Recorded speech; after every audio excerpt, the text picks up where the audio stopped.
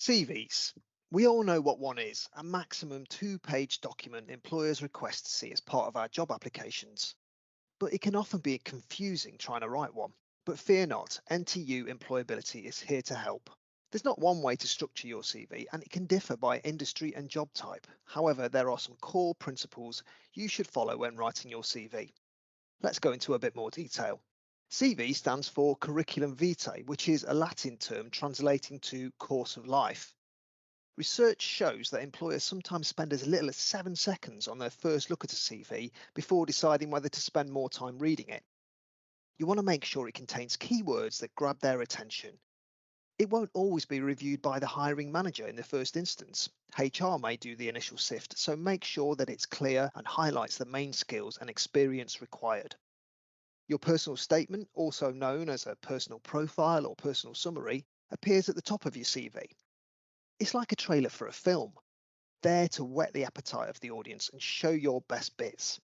You want to entice the employer to read on. Keep it a maximum of 150 words in length and keep the sentences short. Focus on who you are and what you can offer. A tip here is to use the job description and person specification to pick out the key skills the employer is looking for. Use the last sentence of your statement to tell the employer what your career aims are and align this to the job title and company you're applying to. You want to hook them in. It's worth being aware that CVs for law jobs and CVs for creative roles may look different. For example, law CVs don't usually have a personal statement. So always check what's expected before you create your CV. Next, you want to start detailing your relevant work experience. The key word here is relevant. You should include jobs and experience that relate to the position you're applying for.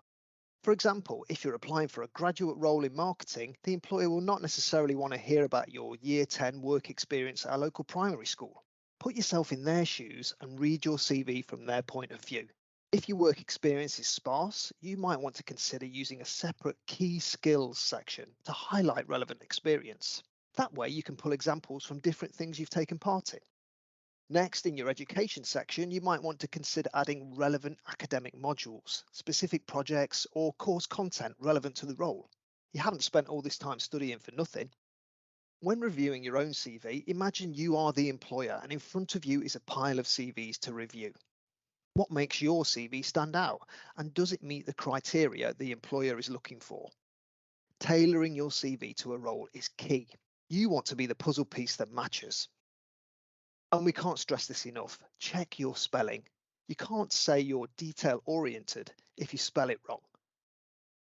Remember, you can also get one of the employability team to check it before you submit it. We're experts and we want to help you progress in recruitment processes. So a CV check with us could make a big difference to your chances. So these were just some initial tips to help you get started. For more tailored advice on industry-specific CVs, remember to check your school's Employability Now Learning Room.